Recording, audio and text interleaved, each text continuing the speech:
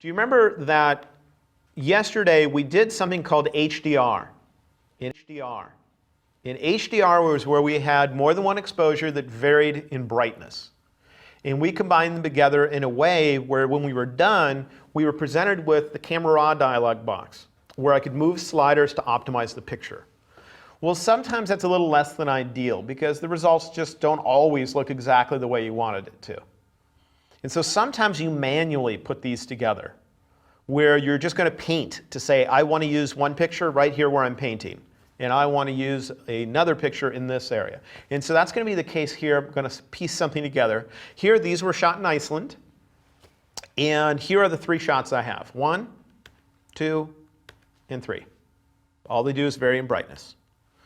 So let's look at where I might want to use each one of these particular images. This image, I think the rocks at the bottom look the best, because in the other images, the rocks at the bottom are getting to be too dark. Does that make sense? So we're going to use that for the rocks at the bottom. But I think the icebergs that are above, they're too bright. So for the icebergs, I'm going to use this version because I love how blue it is in there. But then if you look in the distance, that's an iceberg out in the water, floating out to sea. Just so you know, to the left is the ocean. To the right, if you can see what's over there, is a big lagoon with icebergs floating. At the end of the lagoon is a glacier where those icebergs are carving off and falling into the lagoon. Go to Iceland. It's beautiful. Okay? That's an iceberg that melted down enough that it could float out to sea between the lagoon and the ocean. Now that iceberg in the distance, I like better here. So for the iceberg in the distance and maybe parts of the sky, we'll use this. And that's what we're going to do. So I'm going to take those 3 exposures. This 4th one is an end result that's just sitting there in case I wanted to show it. But those are the 3. I want to get them into one Photoshop file, so I'm going to do load files as Photoshop layers, so I don't have to do the copy and paste thing. That should stack them. I don't think my camera moved when I shot these, so I'm not going to use auto-align layers. But if I think it did, like if I was shooting handheld and it did, and I noticed that, I would select these 3 layers and I'd choose auto-align layers to make sure that any movement of the camera was compensated for where the images really line up, just so you know. And these might not line up. If they do, I can do it afterwards. So we have the topmost layer. And what I'm going to do now is I'm simply going to delete away part of the topmost layer to reveal what's underneath it. And for now, I'll use the eraser tool, and then we'll progress to something better than the eraser tool. Okay? So with the eraser tool active, I'm going to come in here with a soft edge brush. I'm using the eraser, and I'm just going to erase away. And in fact, let me hide the other 2 layers first, so that when I erase away, you see something disappearing. So if I click up here, do you see this turning to emptiness? Remember, checkerboard always means it's empty. So all I'm going to do is come over here and say, get rid of all this stuff. I'll get a smaller brush as I get down here so I can be a little bit more accurate. And I'm going to get rid of everything except for where the rocks are. Now, I don't want to see a checkerboard, so I'm going to turn on something that's underneath this so that something can fill in that emptiness. But that part at the bottom where we see the rocks, it's going to obscure our view of whatever's on the layer that's underneath this. So I will turn on the middle layer, and it just filled in the empty parts. So if I turn off the top layer, can you see the rocks showing up and disappearing? Because that is what's on the top layer, it's just the rock part. Now I'm going to work on the middle layer. And for the middle layer, I want the area where you can see the iceberg in the distance to use, instead of what's currently there, what's on the layer underneath, because it's darker and I like it better.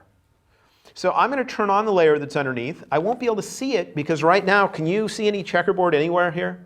That's where this would be empty, where I could see something if I were to put something underneath it. There's no checkerboard showing up right now. So when I turn on the layer underneath, this doesn't visually change. It's just there's the potential of seeing something under there if I poke a hole through enough other layers where I can reveal it. I'm working on the middle layer now. I'll get a brush that's a little smaller. I'm using the eraser tool. I'm going to erase it away. And when I do, I'm going to see the layer that's on the bottom, which is the darkest version.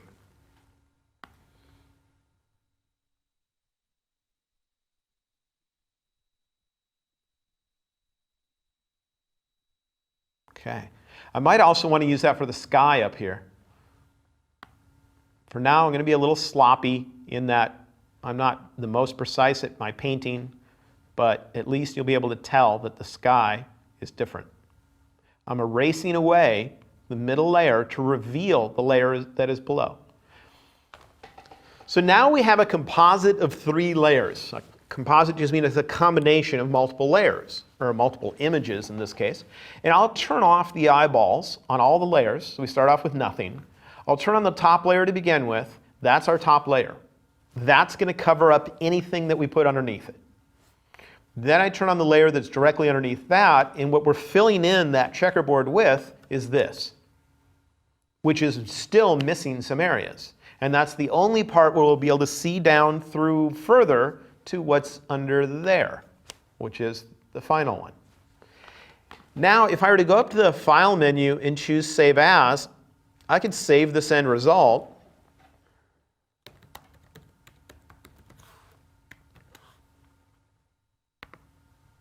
Default settings, and I can close it. I'm done. But here's the problem. If I go to reopen that image, and I think I can just go to the File menu and choose Open Recent. This gives me a list of what I worked on recently. I just open it there.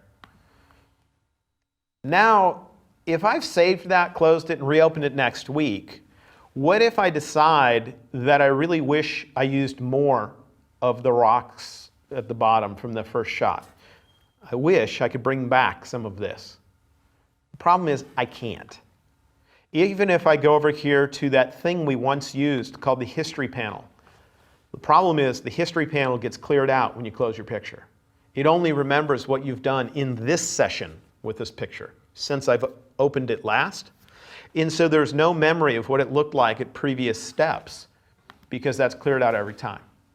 And so to me, this is very much less than ideal because I've permanently thrown away those layers. I can always go reopen that first bright image, copy it and paste it on the top of the Layers panel and start over where I have a fresh version of it sitting there. But that's, what if I can't find it? What if it's at home on a drive there and I don't have it with me? So anyway, I think that's a little less than ideal. So what we're going to do next is we're going to talk about something called a layer mask. A layer mask is the equivalent to using the eraser tool on a layer in a way that's not permanent. So that when you use the eraser tool, instead of deleting things, it's hiding things. Where when I look in the layers palette, we'll still see the entire original picture sitting there. I can still paint where it looks like I'm erasing it away, but if you looked in the layers panel, the entire picture would still be there, and there's just something attached to it that's saying this part of the layer is hidden. And that's what a layer mask is. Okay?